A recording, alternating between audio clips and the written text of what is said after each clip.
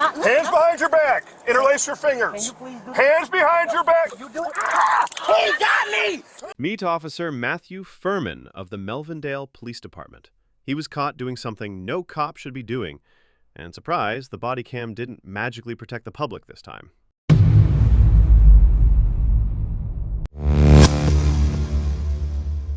But we begin tonight with a Melvindale Police Lieutenant hit with a slew of criminal charges that could send him to prison for years. Welcome to 7 News Detroit at 6. I'm Carolyn Clifford. And I'm Mike Duffy. Thank you for joining us. Now, the charges stem from 3 separate alleged assaults that were all revealed by the 7 investigators. For the last 8 months, 7 investigator Ross Jones has shed light on Lieutenant Matthew Furman's polarizing history with the department. From a string of lawsuits to allegations of excessive force and claims that he improperly tased people. And while Furman has withstood past efforts to take his badge, the charges announced today mark the biggest threat to his law enforcement career. 7 investigator Ross Jones has the latest on these major developments. When they talk about being tough on crime, sometimes that means being tough on criminals. Today, Lieutenant Matthew Furman is accused of being a criminal after Wayne County's prosecutor authorized charges stemming from 3 separate alleged assaults dating back the last 4 years. Can you tell him to calm? Can you tell him? I'm not I doing said it. hands on the roof! Stop or you will get tasered! My hands are... When I tell you to do something, you do it! End of story! 2 of the incidents involve use of a taser. In July of last year, Furman stopped Drakkar Williams for driving around traffic barricades. Williams, who had a suspended license, should not have been driving. And after he refused to provide his name, Furman moved to arrest him. While his partner held Williams outside of the car, Hands behind your back. Interlace your fingers. Hands behind your back. He got me! Furman began to tase him repeatedly. You take up! Stop! Stop! I'm doing nothing! Stop! Furman said Williams was uncooperative, that he was fearful he could have been carrying a weapon. After Williams was handcuffed, Furman would be seen arguing with him again.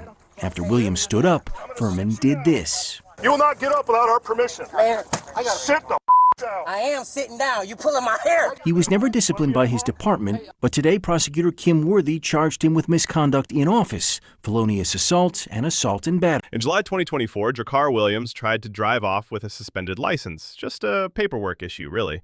Officer Furman decided multiple taser shocks weren't enough, so he kicked Williams' leg and yanked him by the hair, slamming him against a fire truck.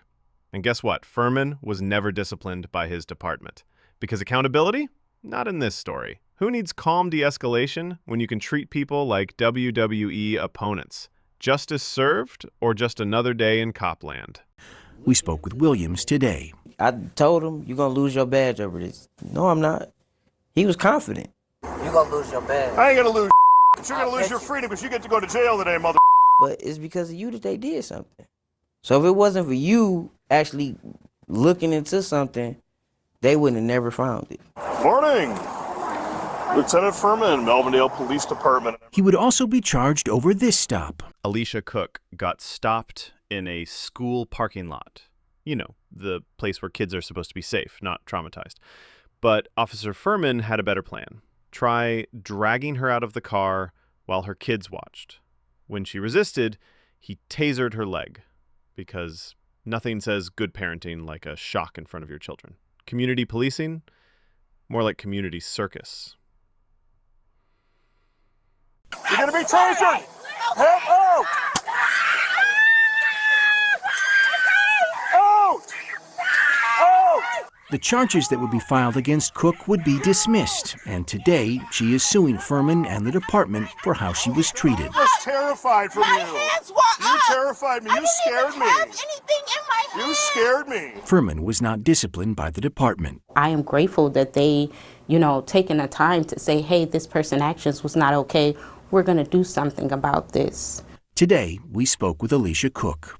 My daughter that I was taking to school, she's in a mental hospital today, so his actions caused a lot of pain, but I do forgive him. In July 2021, the guy was already handcuffed. You know, the classic can't run, can't fight setup. But Officer Furman clearly missed the memo on restraint and decided to play boot camp drill sergeant instead. kick, kick, kick. Maybe he thought he was in a soccer game. Or maybe it's the latest pain compliance technique. Footwork and beatdowns all in one. Who needs manners when you've got boots, right? Watch his door. The earliest charges stem from this 2021 police chase. The suspect had stolen a vehicle, police said, after striking an officer. And after his vehicle crashed, the man fled on foot before officers surrounded him. As officers tried to subdue the man, a Dearborn officer's body cam caught Furman repeatedly stomping on the man's leg. Another can be heard warning that cameras are rolling. Cameras all around, guys. Just when things start looking bad, the other officers suddenly remember, oh snap, the cameras are rolling. So they rush to give Furman the classic, yo, lights are on, heads up, because apparently covering your butt is more important than, actually doing your job. Nothing like a little pre-show warning to keep the thin blue curtain firmly in place. Transparency? Yeah, right. The Dearborn officer reported Furman's actions to his supervisor. Furman said the man was resisting, and he used the stomps as a form of pain compliance. He was not disciplined by Melvindale, but was charged by the prosecutor today. Furman has previously defended his actions, calling himself a proactive police officer and saying it's never been more dangerous to be in law enforcement. People say, well, Furman uses too much force. He's too aggressive. He's a robot. And again, my goal is to go home alive. In his mind, he think he right. But finally, somebody else see that he wrong. In the quote-unquote real world, traffic stops aren't VIP passes to turn on the cruelty. Last time I checked, tasering soccer moms with their kids strapped in the backseat wasn't part of the job description. But here? Oh no, a badge is basically a license to brutalize and play judge, jury, and beatdown artist. Furman didn't just break the law, he stomped on it like it was a cockroach under his boot. And guess what? It took a public uproar just to get a sliver of accountability. So here's the cold, hard truth. Your rights aren't going to protect themselves, especially when the people with badges treat justice like a bad joke. Don't hold your breath waiting for the cops to fix it. They're too busy covering their own backsides.